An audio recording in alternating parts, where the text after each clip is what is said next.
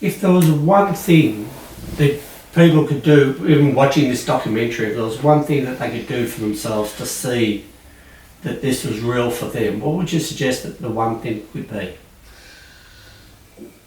That they could see that it's real for them. So first of all, when you use the computer, look at a distance and wave your hands to the side, and you will feel immediate arrest from looking at the computer, and immediate arrest from looking centrally. Second of all, when you use the computer, wave your hand to the side, so you know that there's a floor, that there are walls, that there's ceiling, and you don't just have the computer in front of you. What a relief it will give you. It may prevent the red eye at the end where you go to the doctor to get some drops for. Another thing is, also rub your hands and put your hands over the eye orbits, and we use a palming stick that the elbows are resting on, and your eyes can rest. And that all the Bates teacher are teaching. Another thing you can take for yourself is the fact that the sun is not your enemy. That is what the enemies of your eyes are saying, the doctors. The sun is your best friend. And if you learn how to adapt to it in our methods, you actually would be able to see way, way better. Without which I would have never been able to see a single letter.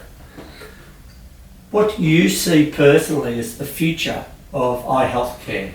You've come so far in these years. What would you like to see in the future? Well, at this point, I'm a little bit skeptical because the powers to be, means the medical profession, is very engaged in doing procedures. You have poor vision. Instead of telling you to stay off the computer and as a child to play outside more, to do things which are natural, they give you glasses. And I know of one ophthalmologist that a woman brought her 15-year-old daughter, and to fit glasses, she didn't see well. He said, "How long is she in front of a computer?" The woman said, "The whole day." He said, "Let her go and play." And he wasn't unconventional, he just was an ophthalmologist with some brain and intuition. So she went and played every half an hour. She came back in 2 months, there was no need for glasses. And then, if you have high pressure in your eye, immediately you get drops. Nobody's looking for ways to prevent those drops. And then it escalates to surgeries and other procedures. I think that the same problems that people have these days in their 60s, they'll have in the next generation in the 40s, and the generation after that in their 20s. And that's why I think your movie is at least, or this documentary, is at least a shot to try and tell people there's alternative to the way that they think. It's not easy. It's not easy because the powers there who have the purse behind them, but also are so well respected, and they do have a lot of knowledge. It's not something to be denied. I don't want to live without medical knowledge. I want to have that knowledge available for everyone. But those powers that basically have a patch approach to everything are not preventing what's going to happen. We're going to have disastrous situation in humanity with people's vision because of that direction. And if us as pioneers, we can bring things to the other side, and if everyone who watches me on this documentary and others would try and convince neighbors and friends and the doctors to move on, then the ship may not sink. But at this point, I predict cataracts in the 20s of our grandchildren and great-grandchildren. Wow, thank you.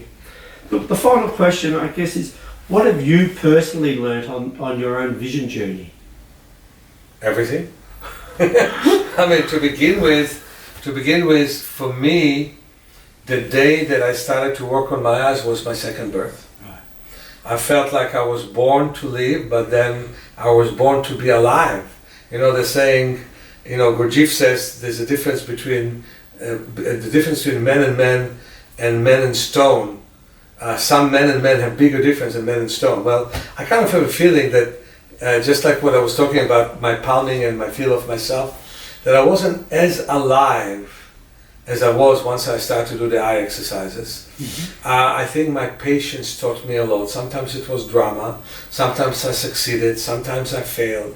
I always went as hard and as far as I could take to cases which considered to be impossible, banged my head against the wall and found at times amazing solutions in many situations, like reducing pressure with a touch of the eye, like taking away pressure with loosening the neck. I think realizations are coming often through pain. When you can't achieve what you want to achieve, it is a painful situation that helps you achieve it. And the problem that we have is that people don't realize that something is wrong with them not seeing well because glasses fix it. That something is wrong with the fact that pressure was created in the eye because drops can take it away for a while. They don't think anything is wrong with the fact that they develop cataract because it can be removed. And so the feeling that people have is like there's sugar coat around things that don't work in life. And then you don't solve your pain because your pain remains.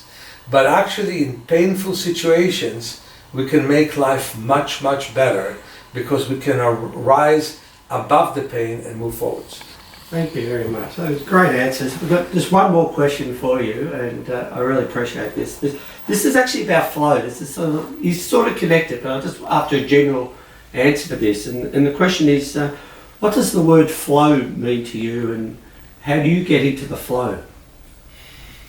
That's a very good question, because a flow means being a guest in nature. My name is not Meir. I'm a guest. I'm a guest in nature. And I want to obey nature's rules. I want to find a way to adapt to daylight, not to escape it. I want to find a way to adapt to night, not to turn light in the hole, and not to escape the existence of night. It was wonderful to take 150 people in Singapore and walk with them in a dark forest where first we were all blinded by the shadow of the tree, and then the vision that came to us was so revealing, and people's eyes were so much better after that, and the sense of well-being was so much better after that. So first of all, being a part of nature. I'm the only Michiganer or nut that runs on the beach of San Francisco just with a bathing suit. Just 2 days ago I ran the whole beach from the Cliff House to Pacifica, 17-mile round trip. Wow. You know, and I bathe in that cold ocean, not in a day like today, it's a bit cool. I used to 30, 40 years ago. I grew, to be 65 and all, but I still bathe in a sunny day when nobody else thinks that they should even touch the water, and the point is, be a part of nature. That gives you the flow you need. Now, there are things to do, but let me just tell you something. I'm so grateful that penicillin was invented. It helped save many lives. But there was a time before penicillin, the doctors used sun and air and salty water to heal wounds. When the penicillin came, it healed them much quicker. But the sun helped the immune system. The wind helped the immune system. The salty water helped the immune system. Penicillin took its place. And that means it weakened the immune system. So you take penicillin when you need to. There are times, even major strep throat, you just have to take penicillin, antibiotic in this case. But the point is, we need to find a way to, first of all, give nature a chance. And if we need to have an acute procedure, and sometimes we do, and sometimes, I sent several people for cataract surgery. I did that. When the cataract was so dense that they could only see light and they were trying to fix everything naturally. It doesn't make sense. So there are times for procedures. And then there are times for no procedures. And first of all, we should do anything we can do to resolve things naturally. And if we can't, to use external invasive procedures, and then after we use them, return to nature and do anything that we can do naturally. And that's what's not being done when every seventh person is in the hospital in this country alone because of medical treatment. Thank you very much for your time. Really appreciate it. Thank you. That's a wrap.